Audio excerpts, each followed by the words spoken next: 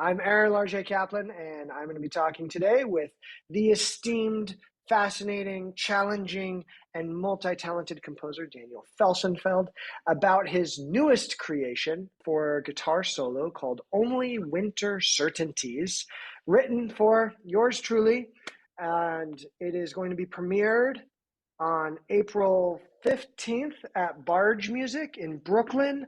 There's a concert in the Boston area set up for May, and I think Providence as well. So this will hopefully be the beginning of a beautiful relationship between these 5 preludes and for guitar. So I want to say a couple words about Daniel. So I met Danny in late 90s at the New England Conservatory. I was a wee lad and he was a doctoral student. And yes, right? Wasn't a Yeah, doctor? no, I was, Yeah. yeah. Yeah. He was like the guy we all looked up to, like, yeah, that's what I'm going to do. That's, yeah. And I knew I wasn't, well, I didn't think I was going to be composing. So I just was like in awe of Danny's music and how he could bring people together through these dots on a page and elicit such emotion, which is still to me very magical. And I've been following his career for many years, his orchestral works, a piano concerto, and we have finally come to the guitar solo. So I would like to welcome Danny. Thank you for being here. Thanks for having me, Aaron. It's awesome. Sorry, but I have to say, and I've told you this a few times, this has been on my dream list for many years, and not just because you're just an awesome composer, but as someone who I looked up to, it's really awesome and very humbling. So thank you for doing this project with me. I want to talk a little bit about Only Winter Certainties. Its subtitle is 5 Preludes for Guitar. And can you tell me, we talked a lot about form and shape and what this piece would be. How did you get from what we started of just talk into 5 Preludes for Guitar? It's the damnedest thing because for years I always was like, I wish I could write preludes. And it felt like every time I sat down to write something that was like short little movements, I always ended up being more interested in a full piece, like a full like soup to nuts, longer kind of meatier sort of piece. And so that's where I started. I was gonna write a 10 to 12 minute solo piece for Right. you, with a different title. And and we had conceived this a few years ago, and I've had Right. a few years where composing and I didn't exactly see eye to eye. So I have taken some time off, and I feel like I finally am a little bit back. And thank you for the opportunity to be back and to write this piece for you. And I don't know. I started writing and started pushing ideas around, and I was just kind of feeling not only that I wanted to write some shorter, punchier, tauter things, but I also have been like, I'm a compulsive reader, and I'm a titler.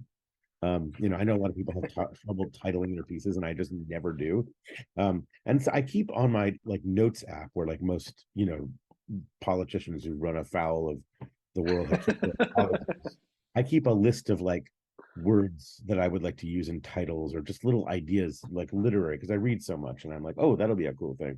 So I instead of the piece I was gonna write, I kind of started writing a piece, and I went to my list of titles, and Only Winter Certainties, which is taken from Gravity's Rainbow, Yeah. Thomas Pynchon, which is one of my favorite books. I just read it for the third or fourth time over the pandemic. I read compulsively for the first year. That was one of my that just was such a beautiful phrase. And it's here it is winter, and I don't know, it just felt apt. I don't even know why. And again, I don't want to put too much weight on this as being like some kind of triumphant return, because I've had fallow periods before, and I've had returns before. This is just a matter of course, I suppose. You can't work all the time. And so I just went to my list of titles and found little things, and I kept titling and retitling pieces. I never do it this way. I always am like, the title's almost always the first thing out of the gate. And I tell like anybody who's studying with me, like, the title is the first line of defense that somebody hears about your piece. Before they know anything about it, they know that. So It's true. and it gives some indication. Like if you write Sonata Number 2, that's different than writing Only Winter Certainties, or even a piece that's just called Composition 12 or Five Right. Preludes for Guitar or something like that. Right. So Right. Right. Right. so I took from just various sources that I and then I took things off of the list that weren't on the list. So I have a title from, and I don't think I don't feel compelled to explain every single prelude because nobody's You really don't. listening carefully. But like the words come from Elvis Costello and Kathy Acker and Lou Reed, and Harry Who is good? Chapin, Yeah, um, Harry Chapin. and Yeah. another pension. Yeah. So maybe maybe you don't. Doesn't really matter if you. So the titles don't make the titles. So the titles came first, and then the musical ideas, or were these kind of things that kind of interspersed? Would you say? They kind of interspersed. Like I kind of wouldn't finish. Most of the pieces started with a slightly different title. Mm-hmm. Again, I've never worked this way before, so this is weird to me. But like most of the pieces started with a slightly different title, and then I found the thing, and I'm like, oh, that seems more apt, or that's kind of interesting, or that is more what I wanted to say. And like these Mm-hmm. are better writers than me, so I took their words, um, and made titles of them. I hope they aren't listening. Well, I think this brings up an interesting idea for me. I'm interested in kind of the process. Were these all the musical ideas now? Did the musical ideas are some of those things that have floated in your head for a while, or you're like, okay, Aaron asked me to write a piece. What's coming out at this point? Are these all No, new ideas? Or are you recycling I the wish I song was one of cycle? those head composers that people talk about, where they're like, "Oh, I had to write down this idea that I was hearing in my head." I Mhm. can't do that. I've never been that composer either. Like, I don't keep like a running notebook of ideas. I just am like, Just what? titles. It's just titles, yeah. But like the music, it sort of just kind of comes fresh. I can't even explain it really super effectively, Mhm. but mostly what I did was like, what does the guitar sound like? What is the Right. instrument? What am I gonna? And then how am I gonna make it sound good? And whether I did or not, you can all come on the 15th of April at Bargemusic and be the judge. But like how am I going to make the players sound fantastic? How am I going to give them something that they're going to be interested to play? Like I'm always thinking of the player and the person, Mhm. and like not necessarily giving them something I know they want, but maybe something they don't know they want, or Right. just like kind of conceive of the physical process of doing the thing, and that usually gives me more ideas. Mhm. I think you should think differently for the solo guitar than you do for the solo piano, and you do for the like Right. ideas are I think are amorphous until they have a timbre attached to them or an instrument attached to them Mhm. or a deadline attached to them. As Cole Porter Well, said, so inspiration yeah, ending with a phone call from a producer. I always think about yeah, that. that's a good line. A I like deadline, that. but I'm not one of those like I wish I could tell you about like, oh, this inspiration or this kind of thing. I You envy were those. walking on the beach and you just Never. got, a bird looked at you and you said, "I'm writing this." Nope, nope. I got inspired by listening to a lot of guitar music. Yeah. Um, Well, it's interesting because you wrote five preludes, and in the guitar world, five preludes comes loaded. It doesn't come with the 24 preludes or, the sure. etudes of Chopin, but prelude Villalobos wrote five preludes. I know. And so there are these kind of cycles, and I didn't think of that right away when you sent it to me. I'm like, "Oh, five preludes. Is this?" But the playing through and going, they're each one feels like they have their own idea and their Mhm. unique vibe to it. But there's also a general sense like playing 1, 2, 3, 4, 5, it feels like I've gone on a journey that was set up 1, 2, 3, 4, 5. Like there was a That's deliberate. general That's that. I thought mean, that process. like I just don't. I don't.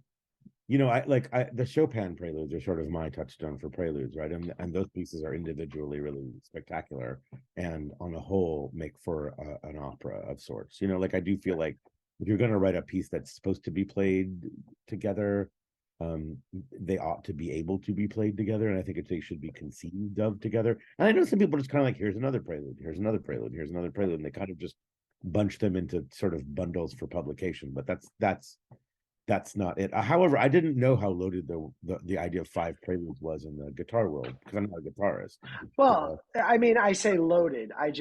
We don't have that 250-year tradition that keyboard instrumentalists have, and ours is really the 20th century. I mean, there's 19th century guitar music, but it's a different instrument, and Right. the idea of changing keys, the development of ideas that you see in the 19th century, guitar just doesn't really do that. If they're going to do a transcription of a Chopin prelude, it's usually just a theme, and it's like 30 seconds to a minute. And then when it would change, they're like, oh, that's the end of the piece, because there's technical issues with changing keys. So, and if you're trying to make sales to people who may not be professional guitarists, you don't put in bar chord after bar chord after bar chord.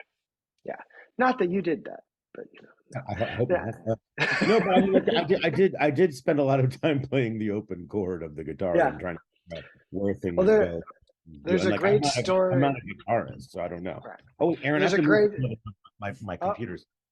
Just come with there's me. a okay. There's a great story of William Walton, who had written some five. What is it? Bagatelles. So five's big, and the bagatelles. He talks about writing them for Julian Bream, and he's like, the first bagatelle is open strings. Like, that's all I did. He's just going around with open strings, and then he develops more. But he felt like an idiot doing open strings. But that tuning of fourths with a third, as Larry Lesser told me, it's very exotic. It's not a standard Brahms, Beethoven tuning. So it is neat in It seemed itself. to have worked for like lots and lots of people. Yeah. I And it, don't think I wouldn't call the yeah, guitar an exotic instrument unless you play no. the tunes. Yeah, Um, I know. You bend the strings a little bit; it gets a little exotic. Um, in your own writing, now I know you mentioned your fallow periods, your busy periods, your late 40s, I think you are, early 50s. I don't remember how early 50s. So I'm not saying the age matters, but you've been around a while.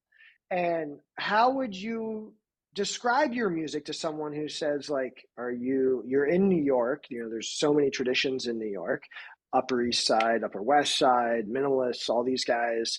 Um, so it's two-part. How would you describe your music? And does the guitar piece that you wrote, does it fit into your general vernacular of writing, of music? Look, my favorite composers are the ones that you kind of can't describe their music in a single sentence, And I feel like I try to write differently for the different instruments and the different situations. And so I feel like, like I've written a huge amount of solo piano music, and Right. I feel like that's all kind of works well for the piano, at least the way I kind of hear and feel the piano.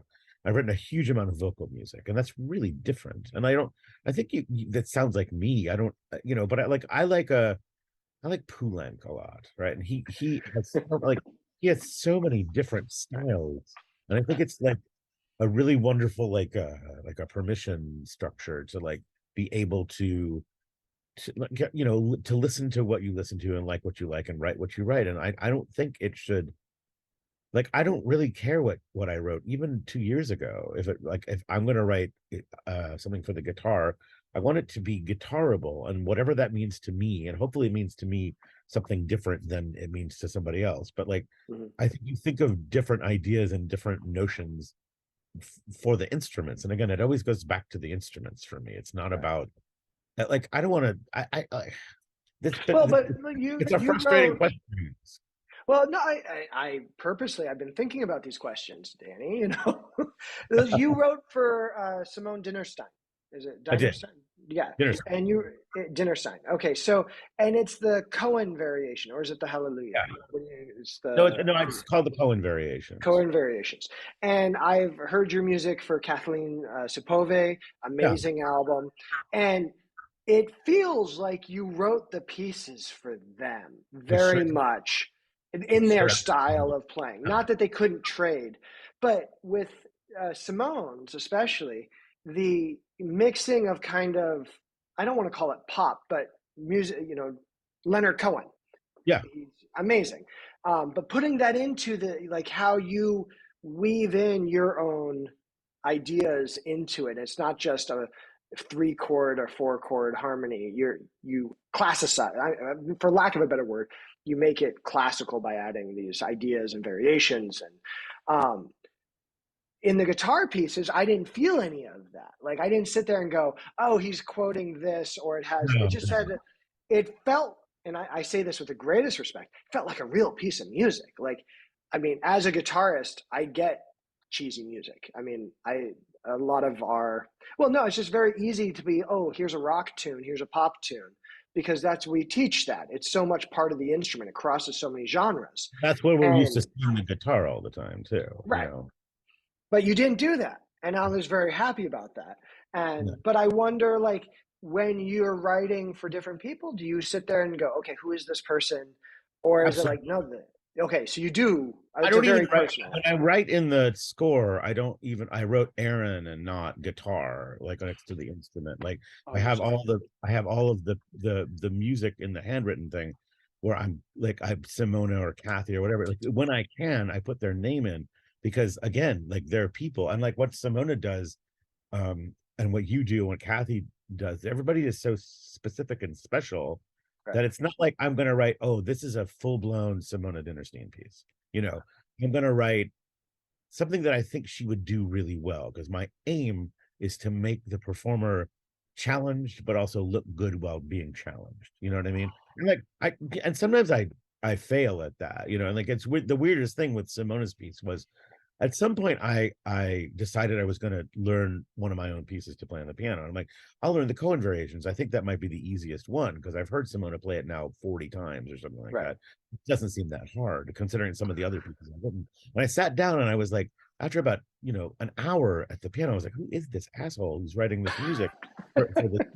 And I realized that like I'd fallen for the same trap that one can always fall for when you have a virtuoso, which is that they make it look really easy. And so Simona made it seem like the piece was very casual, and it was a different kind of difficult. And I suspect for Simona, but maybe not for somebody else, it's the most rewarding kind of difficult because it's not the difficult of like this is really fast or this is really Right.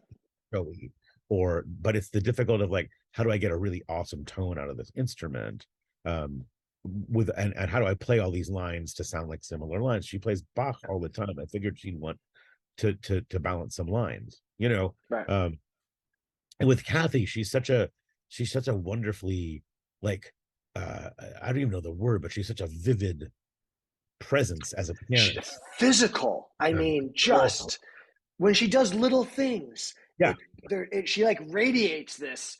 Oh, no, no, no! It's a small gesture, but it's a gigantic movement. I mean, it's just yeah. yeah. Oh wait, And you're I go ahead.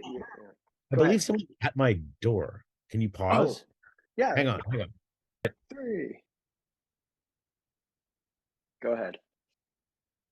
Okay. What? I was talking about Kathy, I think. Yeah. So, but I feel like I listened to a bunch of your records, and I was like, what does Aaron do? And not just what does the guitar do, but what does Aaron do on the guitar? Because the guitar doesn't do anything; it just sits there. It's wood, Right. you know. But what do you do on the guitar? And I try it I mean, I don't, I can't think of another way. I can't think of another way to write music because when I was a student, there was this kind of like it was like lingering in the air was this idea that like you wrote for instruments, and not only that, but you didn't get too specific. Like your clarinet and your soprano and your violin are all kind of the same thing, and it always struck me as like and or you push the register extremities or Right. you make them play the way they're not used to playing, and I really thought that felt like a little inhuman to me, a lot of that. It felt like a way of like I don't want to tell a violinist when I don't play the violin how they haven't been playing their instrument to the full extent of itself because they have, and yeah, there's Right. other things they could do, and maybe they like doing those things, and that's great. Mhm. Some people do, some people don't, and I think sometimes it's good to be like, hey, try this out, this is neat. You do it as a little nutmeg, a little flavoring, a Yeah. little extra sound you're looking for. But like so much of it felt like it was like taking the instruments out of the hand of the instrumentalists and putting it back in the hands of the composers, which I don't think it ever belonged in the first place. Like, we learn from you. We are there for you. We wouldn't Right. exist without you. And in fact, you guys would be fine without us. If you'd stop composing now, you'd have plenty of new music to play. Oh, that would be so boring. That'd be Not so so, boring. but you'd be fine. We would, if you decided to stop playing any new compositions, we would have nothing to do. So like it's That's not a true. democracy. So I feel like we have to But honor the performers yeah. as much as we can. Yeah, yes, but I also think as a performer, the idea of what I want is what matters. I mean, I transcribe a lot of music, arrange it for guitar, keyboard music, and whatnot, and violin music, and it's a different. I try to be I hate the term respectful, but I don't want to recompose the pieces. I want to figure out how to make it sound good on the guitar. Sometimes that involves a little recomposing, revoicing, Sure, adjusting things. But sure. but having you, this is why I love the idea, and I love working with composers, is that you're here. So in our conversations, I can say, that's a cool chord, but it's awkward and it's going to sound awkward. How do we get the essence of your idea to come across clearly and sound really great on the guitar? And I know John Williams, the guitarist, would talk about simplifying things. Segovia was genius with this, is he would take these dense voicings, and yes, I might be able to play every note, but if I play all the notes, it gets a little thick, too thick, percussive on the instrument, especially. So playing your piece and going through this process with you back and forth, um, it's been thinking like that. Like, okay, how do I say, Danny, this is a great idea, but here's a way to do it that will make it more succinct. And like an editor, in essence. Yeah, but Um, I feel like every composer should. I mean, like I feel yes, they comfortable should. writing for the piano. You know what I mean? I've written enough for voices that I feel a little comfortable with that. But again, if a pianist comes to me and says this is going to sound better if I do it this way, I should entertain that idea. I should like probably. I mean, you get down to this idea where you have two options. You have like your carefully chosen pitches and rhythms, or something that sounds really great. Um, I can't imagine why anybody would choose the former. It just seems like we're going to lose. Because don't you want the music to sound good? And again, there's this story which I don't know if it's true about Schoenberg and his violin concerto. We all heard it in school, Mhm. or the violinist said, "I'll have to grow a sixth finger to play this," and Schoenberg said, "I'll wait." And That's right. that's gotta be apocryphal. But like, I think we all took that story a little too seriously, Yeah, and we were like, "Oh well, in future generations, my very difficult music will seem rather easy, or at least right. people will have advanced enough to play it." And Well, I'm like, that's the Beethoven string quartets. Oh, you don't sure, understand it, but the future will. I sure, get the sure. idea, but that's not necessarily a great way to create to nurture the audience, or to take them and just say, oh, your kids will get it Well, just if we're around. it's not the audience, it's the performer. It's like, oh Yeah, no, no. The people who are taught by the people you teach will eventually be able to play this. That seems it's hard. it seems like Well, not a great that's technique for technique, and I don't it right. going like again going through the preludes. Like some of the aspects that I really love are these ideas. Your use of meter feels like this is what I want to do. What's that meter? And how do I get the phrases to come through? Yes, you're playing three groups of three, but I want to phrase it so we hear twos in there. There's a lot of push and pull, and especially I think it's in movement one, two, and the faster movements, but one and two especially. It feels like this underlying anxiety, like that it's not settled, and it could be me because it's a new piece. It's less than a month old, but I wonder, talking about that, the emotions that you're looking to, You or have the to forgive my story. dog. You have to forgive my dog. She seems to be very excited by somebody who's outside. So forgive the It's a interruption. dog. It's a Yeah. dog. Hey, hey, hey, Wolfie, come over here. Say hi to Wolfie. Wolfie. Sorry. It could be that the irony of the title is coming out, because winter certainties, I feel like, at least in this, when it's winter now, are a little I know. uncertain. And I feel like that was why I kind of liked the title. Oh my gosh. I love this dog, but she's insane. We live in New York, and every time somebody walks by, she gets really freaked out, even though it's a busy place. It's a You know, constant. Aren't people walking by you like all the time? I live Yeah, on a sleepier street in Brooklyn, but yes, yeah. Wolfie, quiet. Yeah, you'll listen to me. Um, So how would you describe your music changing? And we'll wrap up in a minute. But this is so exciting for me because as someone who's digging into your piece for the first time, I mean I've listened to your music, but I don't know your language. So how would I'm you not say that times have affect? No, I mean the question is, in COVID, the last three sure, years with sure. the anxiety that I hear in this piece, this unsettledness, where the rhythmic propulsion. It's like here's an idea. Now we're going to this idea. Now we're moving over here. I think movement three is it really comes out. No. Movement two. Night becomes everything. There are so many of these little ideas that pop back and forth into each other. Yet the form is very clear, but the smaller ideas, it's there's not a lot of okay. Here's the breath. Here's the end of the phrase. Here's the next phrase. Right, right, Here's the right. next phrase. It's very much here, here, here, here. And I was wondering as a player, is it like, oh, is this you, or is this just the last couple of years, and this is what's coming out? I don't know. I mean, like, I wish I could. Again, I envy the people who have inspiration, who have like, I'm sad, I'll write a sad song, or I will write about my heartbreak, or I'll write about my every joy, and write, beautiful things about the birth of my kid, or I'll write about, whatever the people are. I will probably never write a piece about COVID because we're going to have to go through so many thousands No, of no, people. please don't, please You don't. know, you know, But so the outside world, I guess the better question is, does the outside events of your life affect your music? Or is it just, this is the music? That's it. Yeah, I like not it. Like I wish, look, when we first started talking, it was in the summer of 2020, and we all remember Right, how it was. And I was, right, as angry as everybody else was, and everybody had their sort of offshoot anxieties, and none of us right, were convinced we were going to live through that, I think. So, and there's a lot of anxiety in the world, and there's a lot of things going on that are very notable, and we're very much more in touch with those things. And like, um, yeah, I don't know. I mean, like, also, I'll say this, when I was and I've told you this story, but when I was a student, a bunch of us sat around and decided what was our nightmare things we would have to get commissioned to do.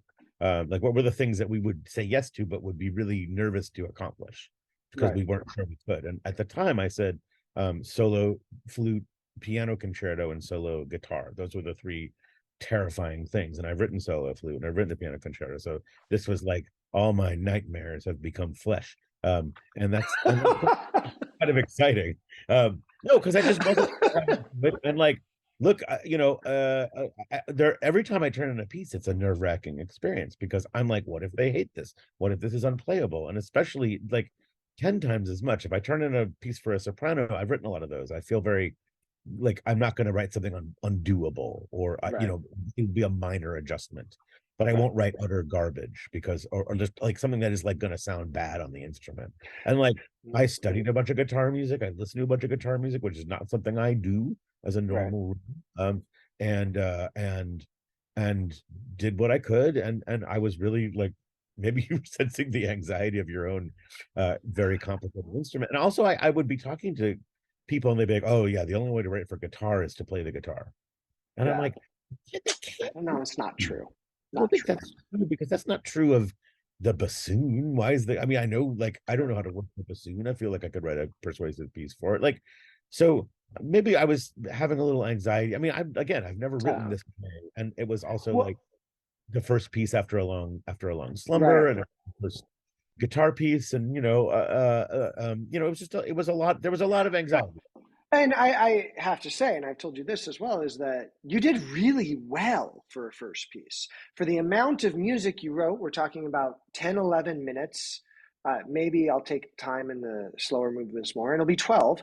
But I mean, especially the slow movements, they're lovely. You bring out the aspects of the guitar that I love, this idea of color, vibrato, the harmonies that repeated notes on multiple strings. You can do all of these things that are unique to the guitar. Like on a piano, they sound okay, but on the guitar, it's like, ooh. And so my question is, are you still scared of the instrument? If I No, said not to at you tomorrow, hey, string trio with guitar, you'd be like, sure. oh, yeah, No, I see, mean, this is I feel like I kind of climbed that. I mean, like, look, I don't, but there's no way, like I've never, anytime you, well, like, John Corleano, who's a good friend of mine, he's yeah, always like, I could tell he never wants to do the same thing twice. He doesn't mm, have like a second string quartet and he doesn't have a second violin concerto. And I think he just was interesting. like, he just wrote his second opera. I think he was really not like, even his three symphonies are really, one's for orchestra, one's for string orchestra, and one is for band. Like he's not super Oh, interested in repeating himself. And I've always admired this about him because interesting. he like, and he's just, I think he's just like, I mean, he said to me, he's like, I won't learn much if I do the same thing again, you know? And so I think that's a really persuasive case for like why you keep learning. Like, I don't Yeah, know, I've never written a saxophone quartet. I wouldn't even know where to start, but right. I hope like in the last 3 years, I've been doing a lot of private teaching or teaching Mm-hmm. through institutions or whatever. I've done a lot of, I figured out, I think I've taught over 2,500 solo composition lessons in the last 3 years Wow, alone. Yeah, like I've come on that's a six, lot. 7, 8. I only have three today. That feels like a light Right. day. Like I teach a lot, and I'm constantly giving my students like not advice but guidance or like pushing them up the mountain a little bit. And I one of the things I'm like this: we learn how to learn instruments. That's our job. Like we can't Mm-hmm. play all the instruments, but we can come to the idea that like though we can't play it, we can get to know it and probably wing it and then get some help to the top with the person playing it, as long as we are Mm-hmm. being very earnest about what the thing can do, what it sounds like, what the sounds we want out of it are, and not just being like, I will force the guitar to adhere to my language. Right. So It's a you piano mentioned, with less notes, yeah, you know. yeah. And you mentioned language earlier, and I'm like, I Yeah. don't think I have a like I can't create a language. You have to be God to create a language. Like Well, language is but I mean, what I have found with composers is the first piece is the hardest piece to learn because their use of the dots and the symbols that we use to describe or instruct musical ideas, everyone uses them differently. Everyone sure, is different. I mean, we have general rules, but the triplet, everyone kind of accepts that to have a little flexibility. The sure. idea, even I like to use a score as like a very kind of a map that you can kind of get directions from. It's not a precise map. I And totally there are composers where it's very precise, but there's even working with you, there's a sense of, oh, that's like this, let's adjust this so it makes more, it allows you to breathe, it gives you the freedom to move. And so that's what I mean by language. So your next piece would probably be easier for me to learn than this one because I, even if you didn't repeat yourself, I know you in a Yeah, sense. you'd be aware of the. I mean, like, I think it's An just a matter of essence. like, I feel like it's language is just like we all have words we kind of like to use because we enjoy them. I think I have things that I think sound better than other things. Just to me, when I'm writing, I'm like, oh, that sounds neat. Less neat, I won't do that thing. And I think that's how you evolve. At least I Mm-hmm. wouldn't call it language so much as like usage, And I Yeah. know that's Well, I think of it as like your timbre of your voice. Like I may not know what you're going to say, but I know how you sound. sure, sure, And sure. that, and I also play being the guitar, which is to me, it's timbre first on the guitar. There's so many, four middle C's. You have all the different notes have different qualities to it. Harmonics are in there. That unlike the piano, which is so harmony based, because you can do 10 notes at a time. Right, right, right. Not that you have to do all 10, of course, or elbows and all this. But the guitar, you think, okay, I'm going to do a parallel harmony. You're like, I got it in one place. Can't do that. You move up a fret and you don't have all the strings moving with you because you have open strings. You're like, oh, I can't do that harmony. So that's a frustration I have heard from composers. Like, I want to do this, but it's like, I need that sixth finger. And Right. I think the timbre quality is when I'm playing with music of different composers or the second and third piece, I'm like, I'm getting an idea of who this composer is through that. I That's mean, me. obviously that has to be true because we like you don't like everything and you don't want to No. do it. And you have like, I just think it's important that composers be inherently flexible um, Hmm. about not what they're writing, but how it's played and who they're writing for, and like really just take like you have to kind of relearn not how to compose, but what to compose every time Hmm. you write. Even I think even I mean, like again, I have one string quartet, I have one piano concerto. Hmm. I'm not John, but I don't love to repeat myself except for certain things. Hmm. I have four operas and a bunch of songs, and like there's things I like to do over and over, but that's every one of them is kind of different and specific. And I like that. Like when I work with a text, that's really fun for me Right.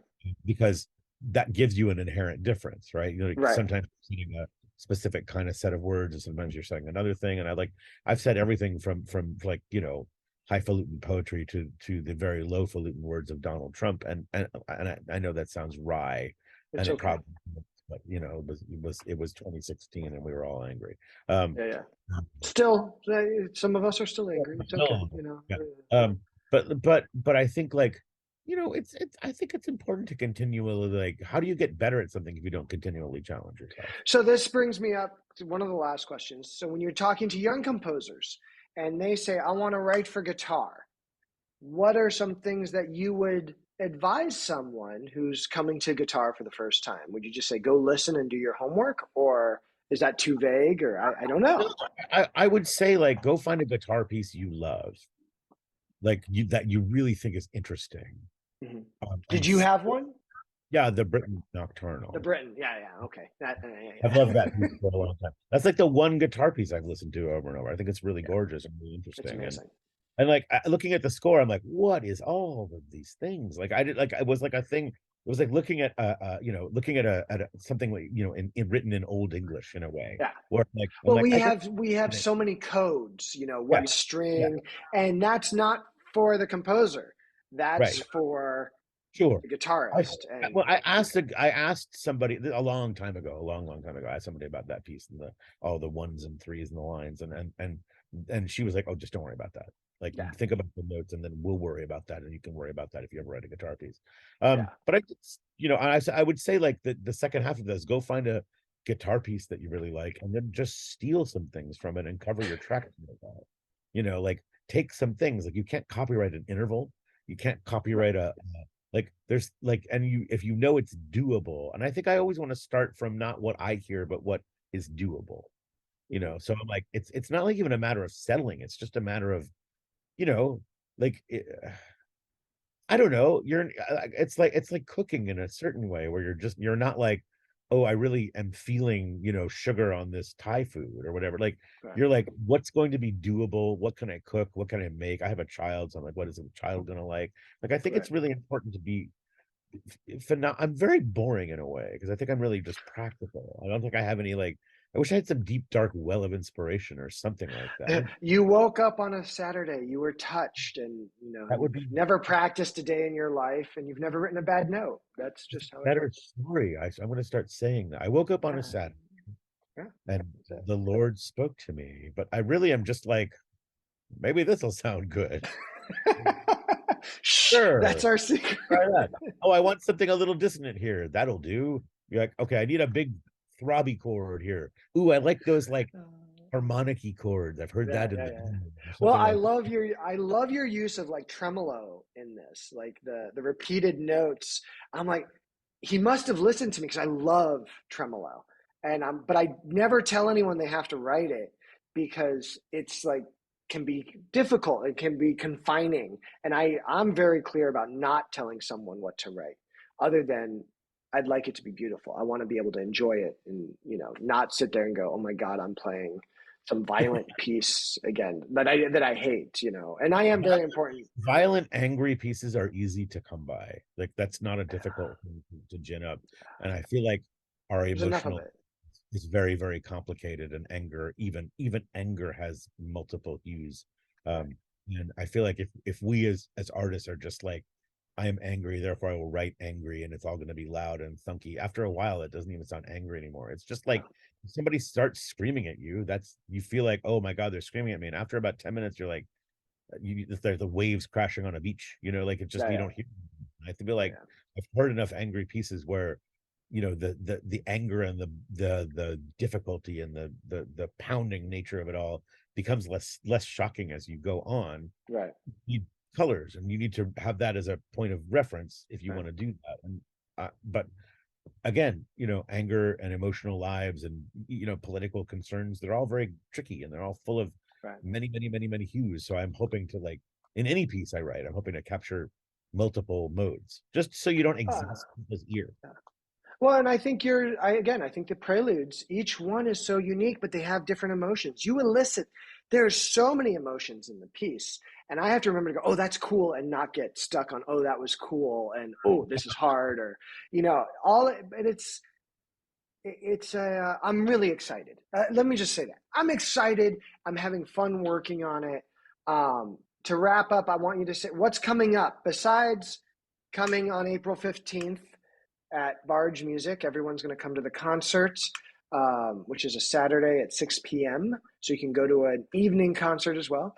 What else do you have going on? Are you right? Do you have other writing projects coming Yeah, up I have or? a big one of the like many people, a lot of my bigger projects got forestalled in 2020. I had a bunch of things going on, um, and a lot of them dematerialized and failed to rematerialize. But one that did rematerialize is a big piece I'm writing for The Crossing, which is this chorus in Philadelphia. And they're going to be joined by the International Contemporary Ensemble, and it's an Oh, evening length nice. oratorio, and it is based on I've taken the words of Edward Gibbon, he of the Mhm. decline and fall of the Roman Empire, and Salman Rushdie, who I know a little bit, and who's given me permission to take from his memoir Joseph Anton about his time underground with his fatwa, which was like, if I could think of an event that like that was kind of my Kennedy assassination of my Oh, generation, was wow. hearing that this writer had been, Mhm. like, and it was it was not as seismic of an event, but it really mattered to me. And he's always been one of my favorite writers. He's just incredible. Mhm. Um, and so I'm taking his words and Gibbon's words and kind of interlacing them. I've done the that work, and I'm it's going to be an evening length oratorio with a bunch of soloists, and I'm about When is halfway. that? That'll be sometime in 2024, late 2024. Oh, but you have to tell me. I would be so excited to hear that. I'll keep That's you yeah. posted. Um, Yes. So if people want to find out more about you, Danny, what do they do? Because you're uh, not on I'm socials. not on social Yeah. media because I can't handle it. Um, I have a website, daniel-felsenfeld.com, which I update very rarely. Um, you should probably, if you want to find out more about me, you should just ask Aaron. He knows. Well, Um, you do. I mean, the Simona Dinnerstein. The album is what's that one called? it's called Night, and it's Night. a record she shared with this beautiful kind of alt country singer called Tift Merritt. Okay. And Yeah. that's beautiful. I mean, I have a lot of some records out with piano pieces on them with Simona and Kathy. Yeah. Piece had a piece on Kathy Supave's The Exploding Piano.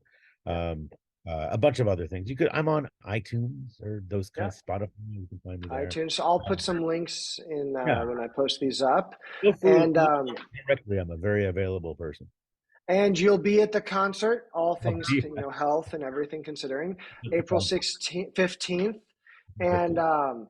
again, I know there's so much more to talk about. I know your life you've had quite the adventures, um, but it is just I'm over the moon to be able to collaborate with you, Well, and me too, Aaron, and thank you for asking thank me. you. This is a real privilege for me too. This is just great. So I'm gonna log off, everyone, and so thank you. And Danny, we'll talk to you soon. Thanks for having me.